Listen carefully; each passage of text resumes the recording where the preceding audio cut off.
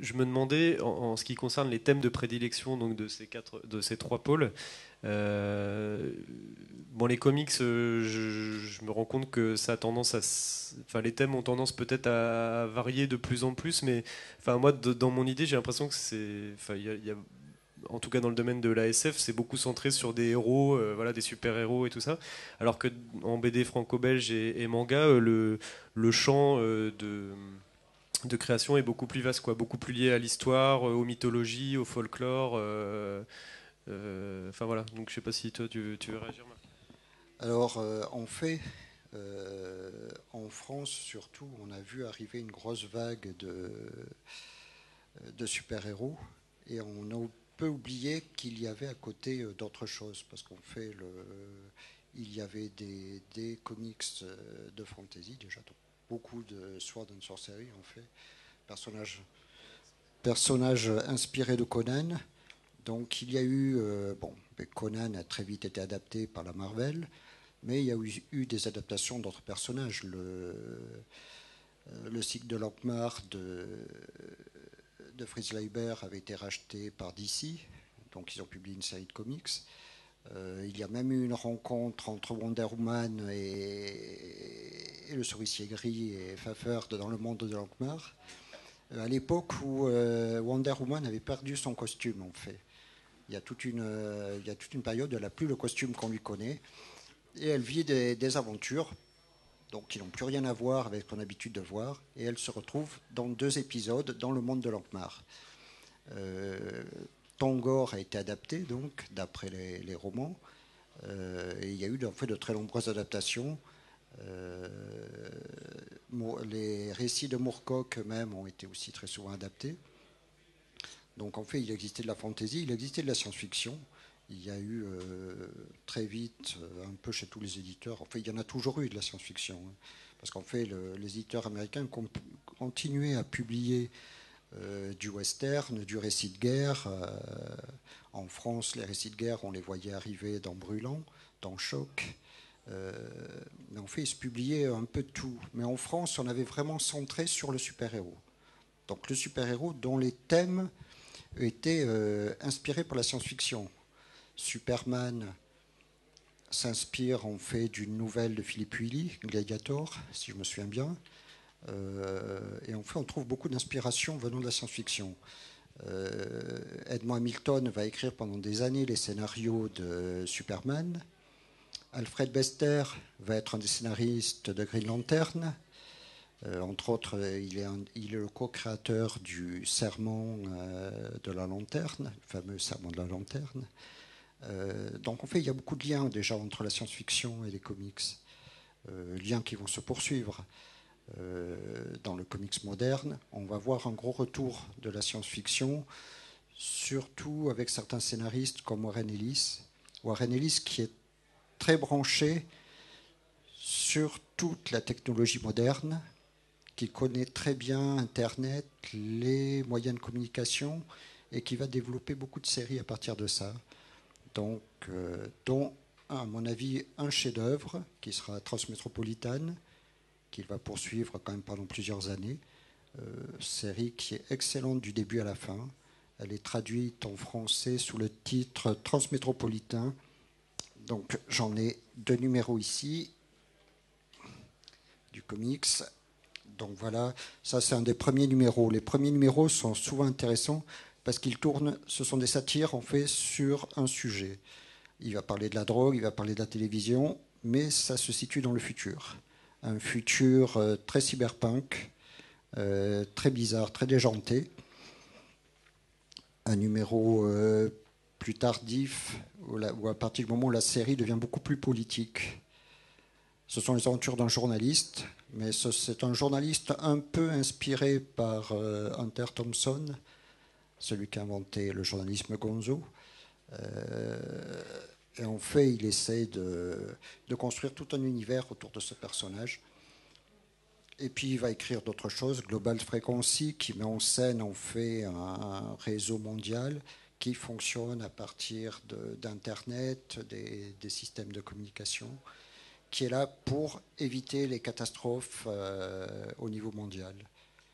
Et puis plein de scénaristes qui vont se développer. Il va y avoir l'arrivée des scénaristes anglais, puisque on parle de la BD américaine, mais aussi la BD franco-belge. Et il faut savoir qu'à un moment, alors qu'en Angleterre, en Grande-Bretagne, il n'existe pratiquement pas de bande dessinée, ou très peu, parce qu'on fait, je parle BD de qualité, parce qu'en fait, il se publie plein de choses, mais ce sont beaucoup de petits fascicules de guerre, quelques trucs de science-fiction, mais souvent sur des fascicules qu'on n'achète pas cher et qu'on jette dès qu'on les a lus. Et donc, pendant très longtemps, il n'existe quasiment pas de collectionneurs. En 1950 est créée une BD de science-fiction pour un magazine, qui est Dan Dare, le pilote du futur, qui va être, pendant très longtemps, on fait la BD anglaise importante. Il va y avoir plus tard les aventures de Garth, un peu après. Et puis, on va arriver à une époque, il va y avoir un tournant avec l'arrivée d'un magazine, donc 2000 AD, qui va, c'est le magazine dans lequel va être créé Judge Dredd, Robin Hunter, plein de Rock Trooper, plein de séries de science-fiction, et qui va permettre à une nouvelle génération de scénaristes de se former. On va entre autres, Alan Moore est issu de ce genre de magazine. Alan Moore qui travaille aussi à l'époque pour les Marvel UK, c'est-à-dire ce sont des produits Marvel qui sont fabriqués spécialement pour l'Angleterre. Ce sont souvent des histoires très mauvaises, même quand elles sont signées Alan Moore, qui mettent en scène Hulk, Doctor Strange, la plupart des super-héros de la Marvel, des personnages importants de la Marvel. Ce sont souvent des histoires très courtes, 8 pages, on ne développe pas plus. Donc on met en scène une action et ça s'arrête là. L'histoire est finie. Et puis va arriver un magazine qui va être extrêmement important pour la BD anglaise, Warrior. C'est le magazine dans lequel, entre autres, va paraître V for Vendetta.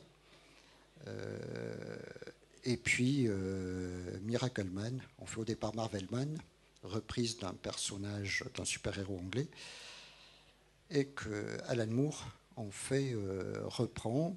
Il y a un petit problème avec la Marvel, parce que Marvel Man, ça peut créer une confusion, donc le personnage est rebaptisé Miracle Man.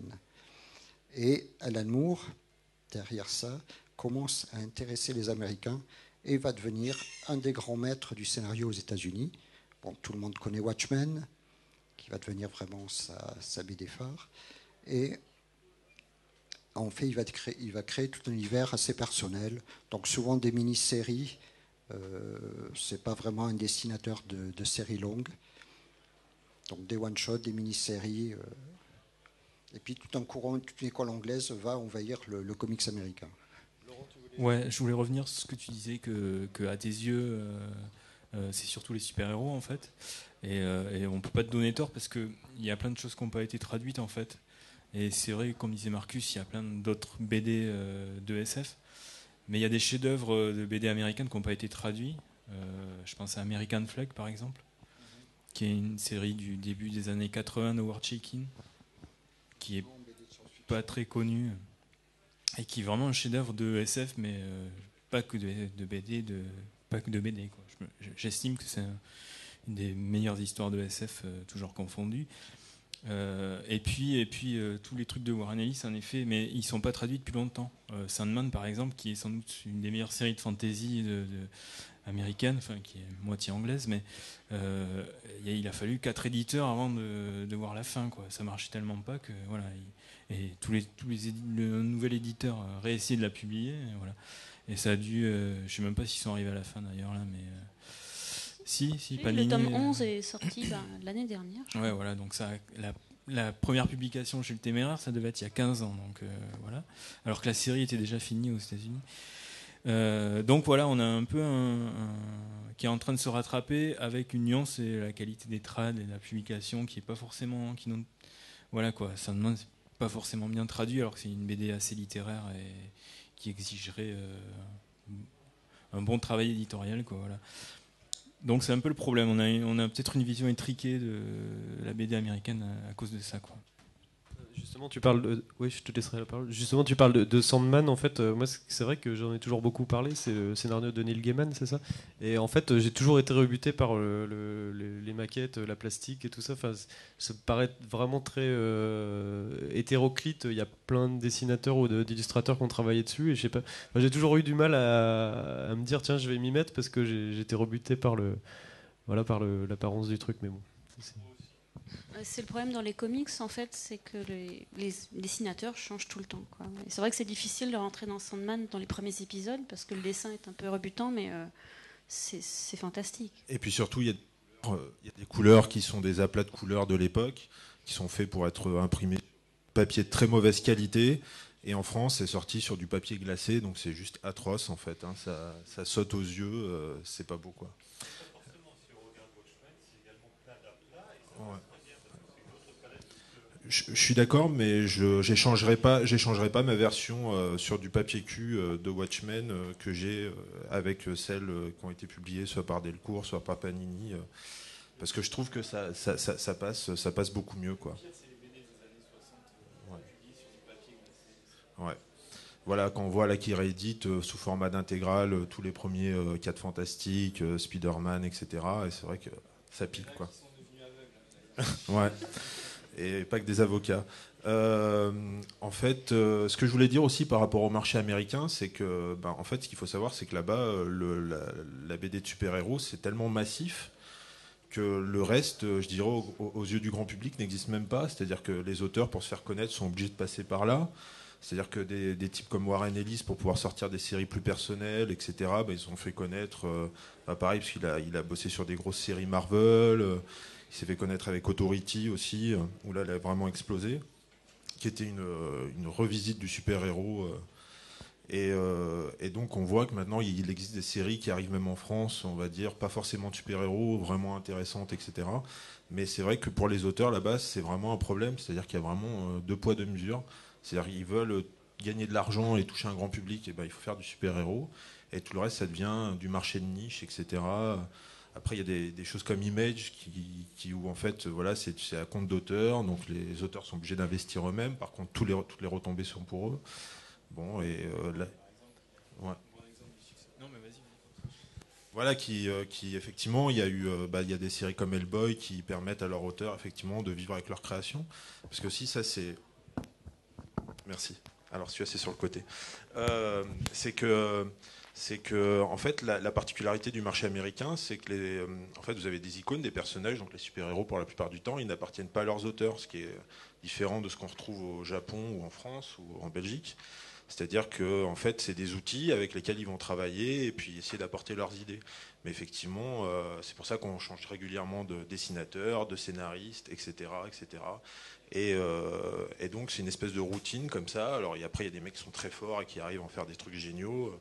Frank Miller par exemple, sur des personnages comme Daredevil, etc., qui ont vraiment apporté des choses. Il y en a plein d'autres, hein. Mais c'est presque, je dirais, c'est presque un parcours obligé pour un auteur s'il veut se faire connaître, de passer par là, dans le marché américain en tout cas. Et donc, je voulais peut-être que Amélie nous dise un mot sur justement les mangas. Ce qui me. Ah oui, alors avant de passer. Attends, je vais passer celui-là. Oups, désolé, c'est bon. Oui, je voudrais ajouter une chose. Je pense qu'en France, on se leurre beaucoup sur l'impact de la bande dessinée aux États-Unis. La bande dessinée ne représente pratiquement rien. C'est une industrie de presse qui actuellement a des chiffres de vente qui sont de l'ordre de quelques dizaines de milliers pour le mieux, alors qu'il y a 30 ans, les éditeurs supprimaient des titres qui vendaient à 50 000 exemplaires. Aujourd'hui, quand ils vendent à 10 000, ils sont bien contents de le faire. Pratiquement tout se transforme en marché de librairie. L'industrie américaine suit le chemin français ou franco-belge, c'est-à-dire qu'on évolue vers un marché de librairie en abandonnant le marché de presse. Ça veut dire qu'il n'y aura pas de renouvellement du lectorat, que ce lectorat vieillit, qu'il achète des livres plus chers, qu'il achète des rééditions, des livres qui sont édités directement pour la librairie, encore qu'il y en ait relativement peu. Et le marché américain est insignifiant. Ce qui est important, c'est la culture populaire. Et effectivement, tous les personnages sont connus par tous les Américains. Mais il y en a très peu qui les ont véritablement lus. Ils les connaissent au travers des icônes populaires, de la transformation publicitaire et du cinéma. Voilà. Ça marche toujours pas ?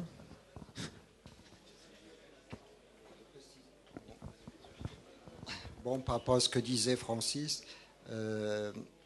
pour donner une idée, il y a 16 ans, un Uncanny X-Men se vendait tous les mois à 850 000 exemplaires. Quand Savage World of Conan, magazine en noir et blanc qui mettait en scène Conan et les personnages de Howard, a été arrêté, c'est parce que les ventes étaient tombées à 150 000 exemplaires. En juillet, vente de comics aux États-Unis, meilleure vente, X-Men numéro 1, donc relance du titre X-Men, parce qu'on sait qu'en plus, bon, sur les premiers numéros, il y a toujours plus de lecteurs. Donc numéro 1 des ventes, ce mois-là, 140 000 ventes.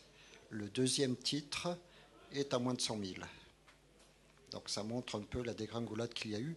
Mais il faut savoir qu'au Japon, il y a eu aussi une dégringolade assez importante. Même si certains titres, parfois, battent des records, même aujourd'hui. Shonen Jump, qui est monté jusqu'à presque 7 millions d'exemplaires, je crois en 95-96, est tombé à 2,5 millions aujourd'hui. C'est un hebdomadaire, l'épaisseur d'un annuaire. Il faut savoir que dans cette période, oui, il a navigué entre 5 millions et 7 millions d'exemplaires. Là, il est retombé à 2,5 millions. Récemment, il y a eu un manga qui vient de battre un record de vente. C'est le numéro 59 de One Piece qui a atteint, je crois, 3 millions en vente. Ils ont dû en tirer 3,5 millions, ce qui est vraiment pas mal, même pour un manga.